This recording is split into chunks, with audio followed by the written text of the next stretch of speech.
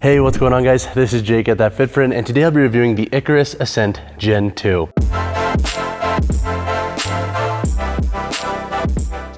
So 3 pros that I have with the Icarus Ascent Gen 2 is number 1, I really like this shoe for casual settings and then also doing some light activity in. So with this model, it's kind of marketed as a shoe you could do everything in. Now I would not train super hard in this model and I'll talk about that in my cons, but if you're wanting a barefoot shoe for wearing out and about and then wearing with different outfits, so to the office, commuting, etc., that's where I think the Icarus Ascent Gen 2 will excel. And I've also worn these to the gym for upper body days when I don't feel like bringing an extra pair of shoes, and they were plenty fine. So I think if you are somebody who wants a barefoot shoe for primarily like commuting, a more business casual context, and you really like leather shoes, this model I think will be a good match, and it is active enough to do some light activities in without it feeling overbearing or overly hot per se. The second pro that I have with this shoe is I like the leather used in this model. So the previous Icarus Ascent utilized a full grain leather upper.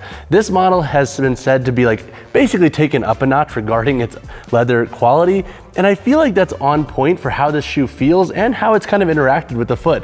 There is way less creasing, I've noticed, in the toe box, at least at a less fast rate in the shoe, and the leather as a whole just feels a little bit more like sturdy or better built in the context of not stretching out and getting loose overly fast. So I do like the leather upper tweak in this model, and I'm glad that Icarus implemented that into the shoe because it kind of gives it a nice edge over the previous model since they are pretty similar in nature regarding like their nuts and bolts. The third pro that I have with this shoe is I see it as a really good barefoot shoe for beginners. And this is also a pro that I had with the Icarus Ascent, the original model. But why I like this model for beginners is because you get 3 different insoles with this shoe. Each insole has a different level of thickness. So if you're a beginner to barefoot shoes and you don't necessarily want to go full on like really low stack height right out of the gate and go for longer periods of time, you can use the thicker insole. It's going to give you a little bit more cushion, and it helps you kind of acclimate to this style of footwear while not necessarily taking away from the flexibility of the shoe. So I think if you are a beginner wanting that barefoot shoe for more casual use and you want to kind of acclimate to this style of footwear slowly, this can be a really good option to look into. But now let's talk about a couple of cons that I have with the Icarus Ascent Gen 2. So the 2 cons that I do have with the Icarus Ascent Gen 2 are really contextual. So basically these aren't really cons against the shoe as a whole, but if you're going to use them for certain contexts, I do see areas where the shoe will fall short. So the first con to this model is that because it is a leather shoe and there's not a ton of breathability to it, I think this is going to be best served as a 3-season shoe, so spring, fall, and winter. If you want a shoe for those contexts in like colder weather, that's where the shoe is going to excel. This model will run pretty hot, and even in the gym when I'm wearing either no socks or very thin no-show socks, the shoe does get pretty hot as well, and that's also why I wouldn't recommend necessarily going hard in them, because if you're dumping a ton of sweat into them, you know, with leather uppers, that can always vary their breakdown and how that leather is going to basically interact with a bunch of sweat in it. So that being said, if you're somebody who lives in like a Miami or somewhere very hot, I would say be very conscious of when you're wearing this shoe. Probably try to wear them for like colder climates. So if you're wearing them in your office and whatnot, where it's a little bit more cool, that would be perfectly fine. But if you're wearing these out and about and you're dumping sweat into them, I would be very conscious of how that sweat's going to interact with the leather, especially this black colorway.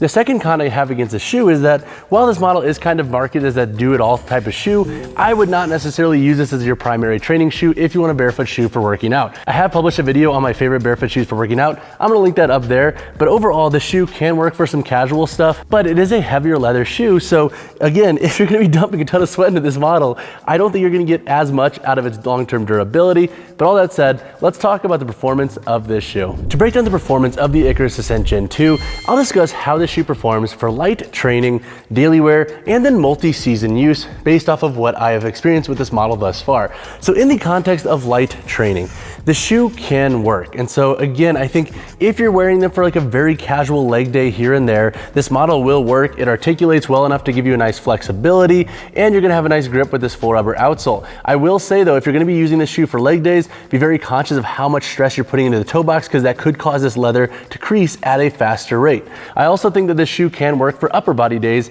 if you're just wanting a model to wear out and about to run errands in and then wear to the gym and you don't want to bring multiple pairs of shoes with you. That's how I've used this model thus far, and it's been okay for those contexts. Granted, I have used them for some conditioning days and my feet got super hot, and I will admit I actually ditched these shoes and trained barefoot for the remainder of my session because of the leather upper running a tad hot in that context. Now in the context of daily wear, I have really enjoyed this model. You have plenty of width And this model has a reworked last construction, so it doesn't have as much of a taper through the midfoot, so it does have a wider fit. So if you have a flatter and wider foot, this model should feel pretty comfortable for daily wear for your needs. I have walked up to 6 miles in this shoe and pretty much worn them for like full days of travel, and they've remained relatively comfortable. Do they run a little bit hot? Yes, but if you know you're gonna be wearing them all day, I would suggest wearing thinner no-show socks or socks that have a little bit more breathability. That should assist a little bit there. And then also, I do like that you get those different insoles. So once again, if you're a beginner and you're acclimating to this footwear, you can use that thicker insole. It's gonna have a little bit of drop and a little bit more cushion to give you a little bit more padding and to allow you to kind of acclimate to this more minimalist style of footwear.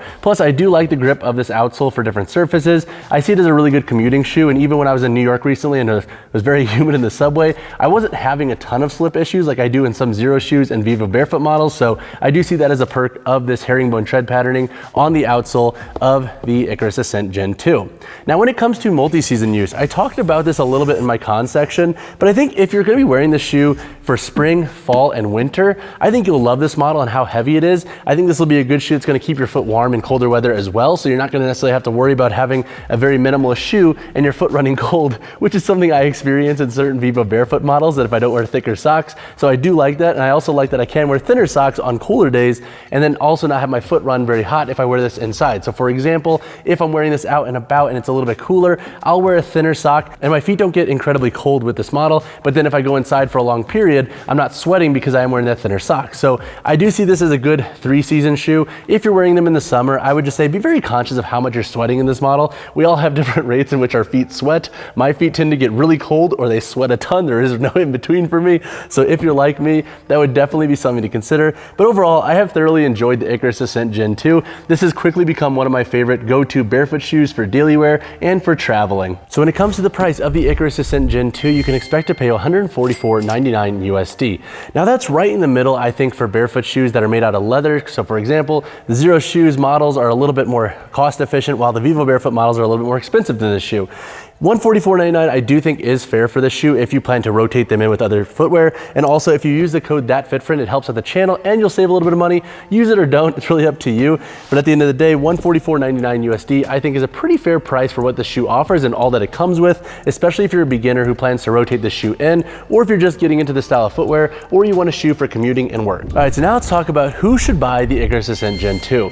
Number one, if you are somebody that wants a leather barefoot shoe for commuting and for work in business casual settings, I think you'll like this model. The creasing has been pretty solid in the shoe thus far, and it has a nice like simplistic build to it, so there's not a ton of branding. So if you want to match this shoe with different outfits, I see it as a really good viable option for doing so. The second context where I think the shoe makes a lot of sense is, once again, if you're brand new to barefoot shoes and you're somebody who wants to acclimate to the style of footwear and you don't plan to go full-on barefoot shoes right away and go for the most minimalist shoe out there, this can be a really awesome option. You get 3 different insoles and you also get toe spacers with the shoe. So it's a good shoe that kind of like gives you like this like nice beginner kit in some ways when it comes to all the gear you might want to have if you are getting more into barefoot shoes. The third context is if you're somebody that liked the Icarus Ascent, the first model, and you found it to have an awkward fit, I think the shoe will actually be a really good fit for you because we do have a widened midfoot and we have a wider forefoot. And so with the unisex sizing of the shoe and now having half sizes as well, I think there's a lot more variety and there's more width, so I think it should fit more foot anatomies even better. So if you did like the Ascent but the sizing was a little bit off, I do think you'll like the Ascent Gen 2 even better. Now, who shouldn't buy this shoe? Number one, if you're somebody who plans to have a lot of wear with your shoes in hotter climates, pass on this shoe. It's gonna run wicked hot for your needs. I would say look into knit models or models that have a classier appearance but way more breathability. And then also I would say pass on the shoe if you want a shoe for a little bit of everything, and that includes working out. The shoe can work for some light training, but I'm telling you now, I would not go hard in the shoe. You'll get more out of their durability if you limit them for more casual and daily wear use. So when it comes to the sizing and fit of the Icarus Ascent Gen 2, I think most folks should be safe going true to size in this model. This model has once again been widened, and they do have unisex sizing and half sizes, so I do think for most foot anatomies, true to size will be a safe call. Now, if you have exceptionally wide feet, so I'm speaking double E width or wider, you might want to go up a half size just to kind of hedge your bets, and that way I think you'll also have a little bit more upper volume too to play with. If you do have a wider foot, you need a little bit more upper volume to kind of stretch around your foot, but overall, true to size should be the move for most. So when it comes to the weight, heel, toe drop, and insole in the Icarus Ascent Gen 2, For my size 10 model, the shoe's weight was right around 14 ounces, so it is a heavier shoe, it is leather, so remember that when you buy this model. This model also has 3 different insoles. 2 of the insoles will give the shoe a zero drop construction, so that is a 3mm and 4mm thick insole, and then you also have a thicker insole that has a 4mm forefoot and a 9mm heel, so you're not gonna have a true 0mm heel toe drop with that insole, but you do get a little bit more cushion with that insole. Now, when it comes to if this shoe has removable insoles, it obviously does because it comes with 3 different insoles. So yes, you can take out the insole in this shoe. Now, it doesn't have a finished internal construction, so you will always have to either use this middle of the ground insole or the thinner or thicker insole when using this shoe. All right, so now let's break down the construction of the Icarus Ascent Gen 2.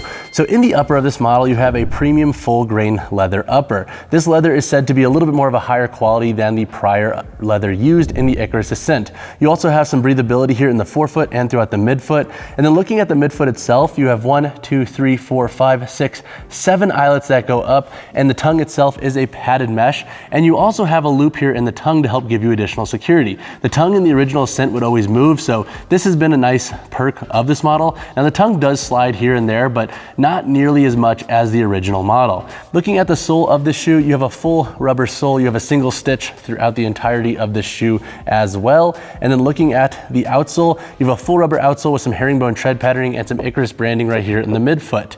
Looking at the branding of the shoe, you have some Icarus branding back here on the heel and then up here on the tongue. And then once again, you do have 3 different insoles in the shoe, but that pretty much wraps up the gist of this model's construction. I think those are the big nuts and bolts to know before you buy the shoe. But if you have additional questions on this model, drop a comment down below. All right, guys, that wraps up my review of the Icarus Ascent Gen 2. Honestly, I've been pretty stoked on my pickup of this shoe.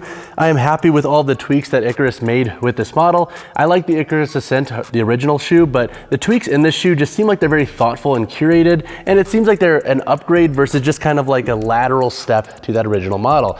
If you have additional questions on this shoe, drop a comment down below, and as always, y'all, drop a like on the video, drop subscribe to the channel, and once again, if you plan to pick up a pair of these, use the code ThatFitFriend. It will knock down some of that monies for you, but at the end of the day, use it or don't, doesn't really matter. I bought my pair, and if you want to save a little bit of money, it helps a lot, but at the end of the day, do you.